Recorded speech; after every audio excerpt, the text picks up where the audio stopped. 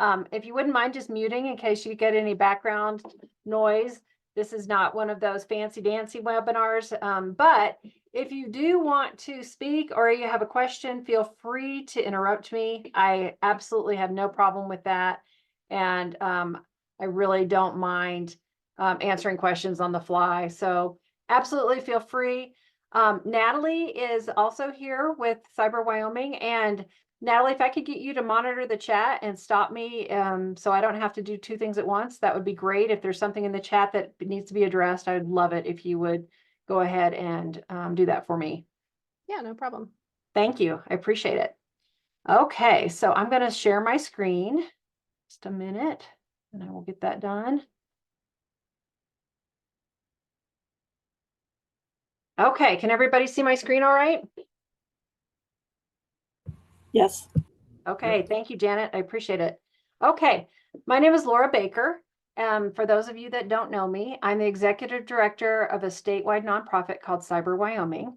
And I want to welcome you to artificial intelligence and how you plan to fit it into your employee policies. Some educators are on today, so I just want to say welcome.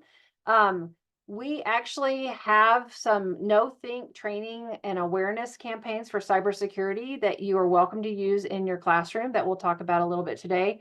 So feel free to order those. They're absolutely free for anybody in Wyoming. So let's move ahead. First, a little bit about Cyber Wyoming. We have two different nonprofits. We have the Cyber Wyoming Alliance, which is primarily for citizens, senior citizens, and students. It's the average citizen education awareness. For those of you that are educators, we have the Lego model, which is a suitcase with Legos and computers, and they're all hooked up to lights, and you can check it out for free for an entire semester, and you can use it in your classroom to teach light networking, light circuitry, and cyber attack and defense programs. The programs are written in Python, so if you are already teaching Python, it goes really well with that. The other teacher resource that we have is the Cyber in a Box School Video Challenge. And that is the virtual premiere is next week. But we challenge students to create a cyber safety, usually about some sort of challenge topic. This year, it was medical information of technology and the how to secure medical devices. And we got an amazing one from Cokeville High School that was about how to secure insulin pumps. So we have all sorts of great resources. Most are free. And if you're interested in looking at them, I would encourage you to go out to our website at cyberwyoming.org. Cyber Wyoming and Cyber Wyoming Alliance do not sell hardware, software, or technology implementation services. We are primarily just for education and outreach. So I talked a little bit about the Cyber Wyoming Alliance, but on the other side of the house, Cyber Wyoming is the business education side of the house, and that's what we're here for today. We have programs including registered apprenticeship for technical professionals. We started the Wyoming ISSA chapter, which is Information System Security Administrators, and we're still very involved with that. And our biggest program is the Made Safe program, which is run as Wyoming Cybersecurity Competition for Small Businesses. We run this each year. This is our 7th year, and the competition is free because of these amazing community-minded companies. So if you interact with any of these organizations, and I see that a couple of them are on today, just say thank you next time you talk to them, because the whole reason this program's free is because of them. So I really appreciate these companies. So now let's get into our agenda for today. Some people think that AI tools are going to be the great equalizer for small business. And I think that learning about them and putting boxes around their acceptable use now, while these are fairly new, can certainly help your company grow safely. So first, let's talk about what AI tools are out there, and then we'll talk about how we should evaluate these AI tools for the security features that fit our needs and our business needs. And then third, how we're going to talk about a little bit about some of the browser plugins and other things that can come with these AI tools. And finally, about what your policies need to say. And then at the very end, there'll be 2 extra tips for you about account takeover and leadership. So let's start with what AI tools are out there. There are so many, and they're popping up more every day. And these are some of the tools that we've heard about. I forgot Grammarly. It's out there too, and I've been hearing it on Wyoming Public Radio a lot. They're advertising quite a bit right now. But these are some of the tools that we've heard others were using in Wyoming, and that and some of them we've even tried ourselves. Right now, Cyber Wyoming does use Zapier, ChatGPT, and Crayon, and Grammarly. But for some purposes, like today's webinar, we do use Zoom AI. We're pretty new to it, but we're learning about it. And we have some parameters around that right now too. For instance, in our policy, it says you can't use Zoom AI whenever we're meeting with a business for the cybersecurity competition, cannot use it because it stores everything out in the cloud, and that could cause a data breach, and we don't want that to happen. We don't use it for staff meetings when we discuss client information either for the cybersecurity competition. So this is the type of box that we'll talk about today, and we're looking into some of these others as well. And in the May webinar, we're really going to talk about some of these automations with Zapier. And you might want to consider how your organization could possibly be using these, especially for marketing. So let's talk first about an example of Claude AI. Now, Cyber Wyoming had not used Claude before. So before putting this webinar together, I had heard about Claude. Somebody had recommended it to me, and I thought, well, I haven't really used it. I haven't really researched it. So I'm going to use it as an example to show you how I researched Claude. And so in this scenario, let's say I'm new to AI tools and I want a tool to help me write press releases and blogs. And so I heard Claude AI was good. So I thought, well, let's look into it. So the first thing I did was create a Claude AI account. And then I asked Claude itself what information it collects from my interactions with it. And here's what Claude's answers was. It said that Claude said that it didn't actually store any personal information from our conversations. And it claims that its parent company, Anthropic, is committed to prioritizing user privacy, and they don't record or use the conversations that we have. And I thought, well, that's kind of interesting. Let's see if we really take Claude's word for it. Probably not. So I always like to check the privacy and security policy from the actual creators of the AI tool, because that is a legal document. And so, of course, we would definitely want to do that, but we'd also want to check out a general Google search about what other people are saying about Claude AI. And so what I would do is I'd Google Claude AI and security reviews together and see what came up on that Google search, or whatever browser search you like to use. So in checking this, Anthropic is the Claude parent company. They do have a privacy policy and a security policy. So let's go out and check it out and see what we think about it. So here's Claude's privacy policy. And first of all, no, you do not have to read everything in the privacy policy. Just search for how they use your personal information, and specifically, if they use your personal information to train the AI tool or the model itself, to train their software. And then also what third parties they might disclose your data to. So if you include personal data in your inputs, it may come back to you as outputs from Claude. And that's what they say in their personal data that you provide directly to us, part of their policy.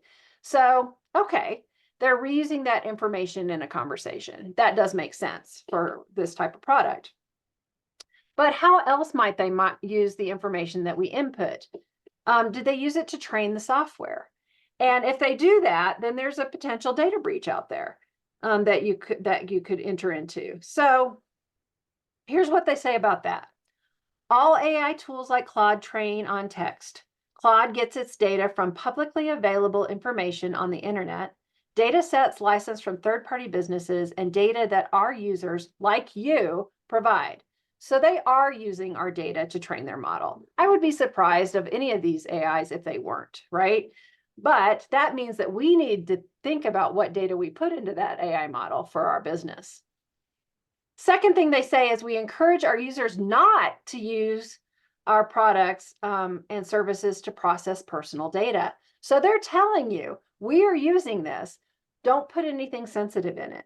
But they also have a box around it themselves. They say, but Anthropic also trains their models to respect privacy-based on the Universal Declaration of Human Rights. So they are putting a little bit of a box around it, but they can't help it if you put stuff in there that you don't want known. And so they're telling you, don't put stuff in there that you don't want known publicly. And then they say Claude does not use your inputs to train their models unless the conversation is flagged according to their acceptable use policy, you report something to Anthropic, or you explicitly opt in to train the model. So here we go, the opt-in. You have to opt in to train the model. So there's a way for you to opt out.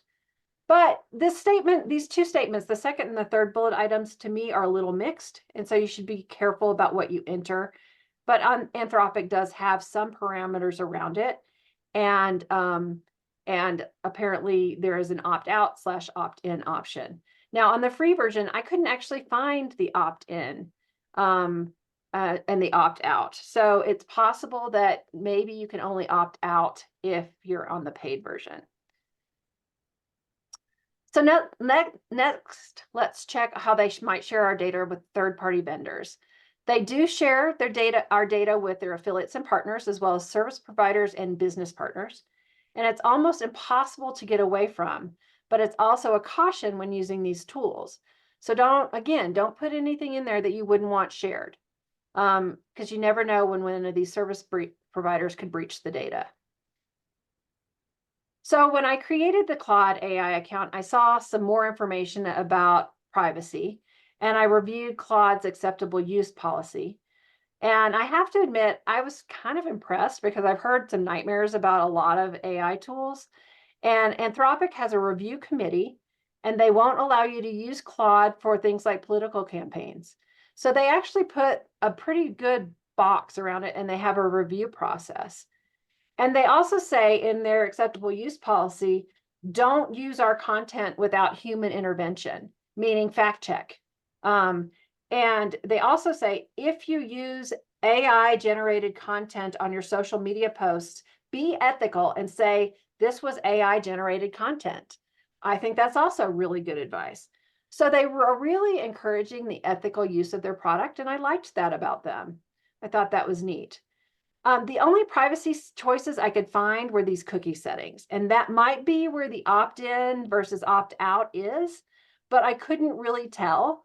So I'm not really sure exactly what that is, but they don't actually say, don't record our conversations and use it for your training model.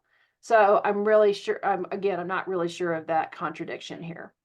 But overall, I really like their ethics statement. If they're following it, it's actually a pretty cool thing. And they have considered more ethical situations than other AI models have done. And now it's really up to us to consider how we would use a product like Claude in our business and what box we want to put around it. So we've talked about the first two bullet items, and before we get into the policies, I want to talk quickly about the browser plugins for AI tools, because that's a whole separate evaluation process. You can use the AI tool, but if you don't have your browsers locked down at your company, and people can add plugins to them that make their lives more convenient and easier to use, you want to make sure that the plugins that they're using for any browser tool, not just AI tools, are safe, because a lot of times you don't know. So let's talk about the browser plugin tools just a little bit. Now, Claude has a lot of browser plugin tools, and you can see these. Some of these are for websites, some are for drafting blog posts, some even generate emails. So they even have an email generator that can be plugged into your email. They have a translator if you're corresponding with somebody in a different language. That's awesome. They do have a plagiarism checker, but remember, and I see I misspelled plagiarism, sorry about that. But they do have a plagiarism checker. Again, they say use human intervention. So, their plagiarism checkers is only going to be as good as the data on the internet. and the third-party data that they purchased. So it still could be plagiarism. So human intervention is going to be important on that. They have a voice assistant, so you could dictate possibly emails or your questions as you're using a conversation between you and Claude. They have a meeting transcriber and they have a resume parser. So that could be a pretty good thing for office managers and HR managers that are in charge of hiring.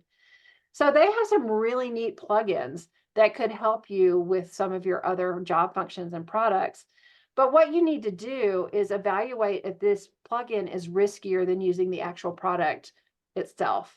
Because when they're integrating two different products together, it's possible that there's a gap in there that you don't know about that's a security gap, and that security gap could cause a problem. And integrations are just known for security gaps in general in software development. So just be aware that these plugins, the benefit needs to outweigh the risk in your mind for your business. So I would say go through the same process with each of these plugins. I would take Claude Email Generator and add security review after that, and I do a search on it and see what people are saying about it. And just figure out if, again, the reward outweighs the risk or vice versa. And see what they say.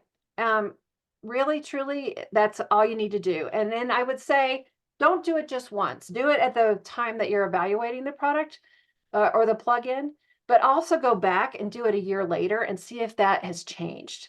Because sometimes maybe they had some sort of security vulnerability found in that 6-month or year period between the time when you're evaluating these, and maybe you want to stop using it. So don't think it's a one and done here. This should be something that's on your calendar to do every 6 months, maybe once a year. Evaluate these types of products and these plugins and make sure that they're still meeting your risk tolerance, because that's what's important. Okay, now we'll go on to employee policies. So get out your notebooks if you have your employee manual, get that out, and let's talk about what you might want to put into your employee manual or your employee policy about these AI products. So first of all, now that you know how to evaluate a product like Claude, that should give you a level of what your risk tolerance was. There might have been some things that we learned about Claude that made you a little cringeworthy, and there might have been things that said, oh, no, I think that's okay. And so maybe you compare the Claude product and privacy policy to the ChatGPT privacy policy, to the Grammarly privacy policy, and you look at each one and you say, you know what, I think Claude's the best, or I think ChatGPT is the best. I think it fits my risk tolerance the best. I don't feel as uncomfortable with it. It's really about your risk tolerance. So think of that first. And then now let's talk about other things, like how your staff could use it. So let's say that you said, I'm okay with Claude. I'm gonna put my own box around it. Here's what that box is gonna look like. So the first thing is acceptable tools for your employees. So you can say in your employee policy, employees may only use the AI products and then list them. So that's where Claude would go if you decide that that's one of your products. And you can say no other products are acceptable to use for work and materials. And then say, and here's what you can put into Claude, and what you should not put into Claude. So for example, would you want them to put your manufacturing process in it for an internal technical paper for training new employees? Probably not. That probably has a lot of proprietary information. You don't want that to go into any AI tool. I wouldn't put a business plan in there either. That's got a lot of proprietary information. If you're a bakery, you would not want to put in your recipes. Don't put any trade secrets. Okay, that would be really something that's important. So what we kind of recommend is, if it's going to be public anyway, that's probably okay. A blog post, a marketing, a marketing content, something like that would probably be okay if it's going to be public anyway. But if it's not going to be public anyway and it's staying internal to your company, I probably wouldn't put it in. And so definitely define that. Here's what employees can put it in. Here's the box I'm going to draw around it. Here's what you should never put in it. And make sure you use the word never in all caps. I think that's really important. That's what we did here. Never put in your business plan. Never put in proprietary information. Never put in trade secrets. And here's examples of those things. Let's be very, very clear about that. And then, if you're going to use Claude, which employees are going to be using it? You probably don't, your scientists probably don't need it. Your IT people might need a Claude or a ChatGPT to help them with some code that they need for a switch or a router or something like that. But they're just going to use it as a draft, and then they're going to tweak it to fit your needs. They're going to go out to Claude or Chat and say, give me this line for this function, and they're going to pull it back and tweak it for your environment. You might also use it for, of course, marketing, website content, things like that. So think about the different functions in your company, what it can be used for, and what is not going to be proprietary information. Okay, so I actually asked Claude to write me a 200-word advice article about what you should put into your employee manual to protect your intellectual property. And this is what they said. And I thought it was actually pretty good. Explicitly state that any work produced by employees during company time and resources belongs to the organization. That's a good one. Prohibit the sharing or misuse of trade secrets, patents, copyrights, and other intellectual property. Your business plan, for instance. I also liked that they reminded us not to put customer information in there. That is really good because it would be terrible if it breached. They said protect your business processes. And then talk about the acceptable use of AI and the unacceptable use of AI. So this was actually pretty good. So it's kind of interesting. You could take this general advice, take the first bullet item or paragraph, and then put your own company examples in that and use that as your employee manual.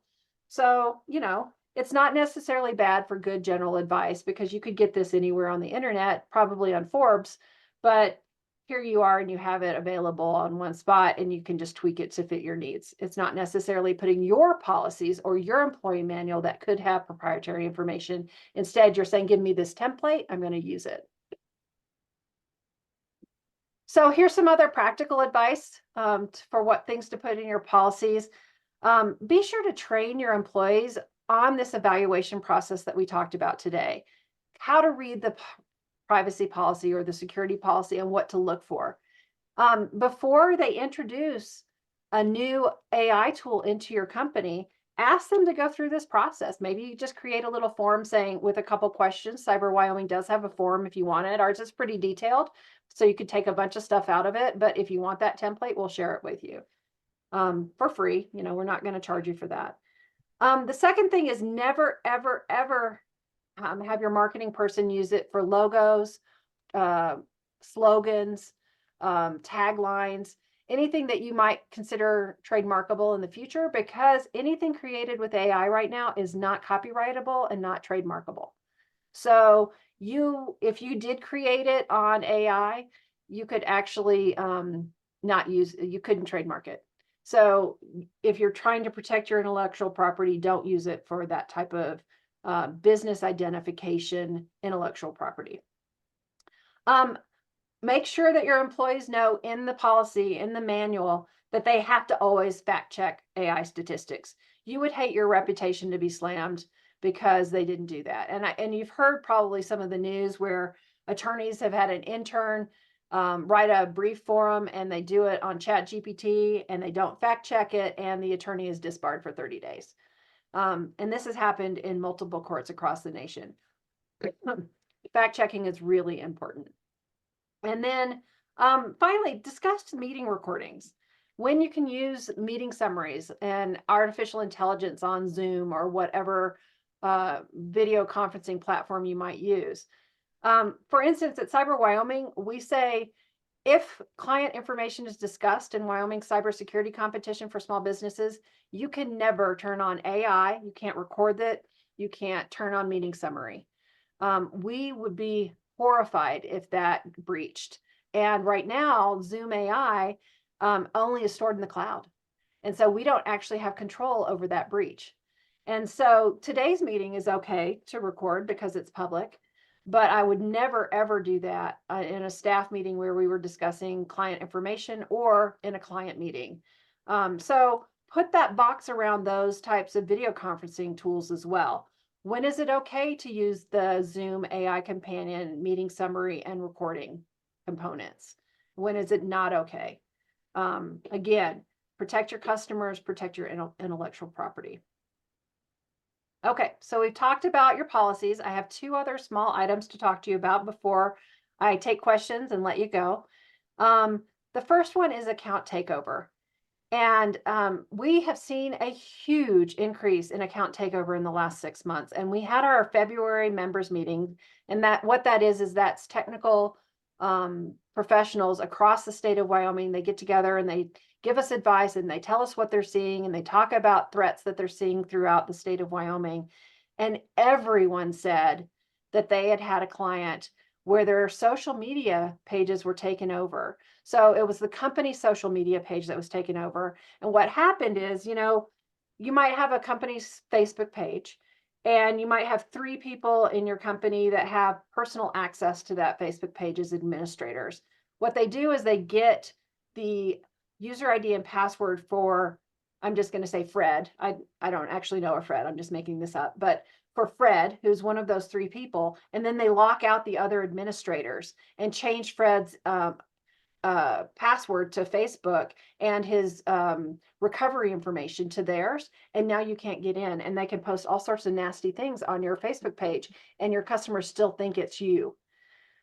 So what you can do to fix this is you can actually just require anybody that is an administrator on your company Facebook page to have 2-factor authentication. It will stop it in its tracks, which is really nice. So it used to be that we would say at least have 2-factor authentication on your financial accounts. In the last 6 months, we're saying also put it on your social media accounts because you don't want that reputational hit if somebody gets into it. Some influencers in Wyoming actually completely lost access to their accounts in the last 6 months, and we've received some pretty heart-wrenching calls. So I don't want that to happen to any of you. So just make sure that you put that on in your employee manual as well, that if I give you access to this, you have to have 2-factor authentication on your Facebook page or LinkedIn or whatever it is that you're sharing online. The second thing to add to your employee manual, and this is really important, it's a note from leadership. And this is something that we found in the last couple of years, but everybody's heard about that gift card scam where the boss leaves and goes to a conference and then one of the employees back at the office gets a text from the boss or maybe an email from their personal email address. And it says, hey, I've had this really great opportunity. I'd like to give away some gift cards to some people here at the conference. Can you go to Walmart and get them for me and return and give me the numbers on the back? And some people say, no, I know about this scam. I'm not going to do it. But others say, okay, yeah, I'll do that because it's half believable. They know that they're at this conference. They have a little bit of information about the conference. So it's kind of a believable half story. So how to combat this? Before you go to a conference, before you leave town, say, here's what we will never ask you. We will never ask you unexpectedly to send money electronically or pay an invoice through email or text. Okay? We will never ask you to buy gift cards or spend your own money, even in an emergency or if we're out of town or on vacation or at a conference. And we will talk to you directly about these things if we request them. But if we don't, it's always okay to call and verify our requests out of channel, meaning if we text you, then you can call us at a known number anytime. And I think that's what's really important. Some people have family passwords to pick up their kids from the bus station or from school, just in case there's an emergency and a family member can't pick them up. Why? It wouldn't hurt to have a business password either.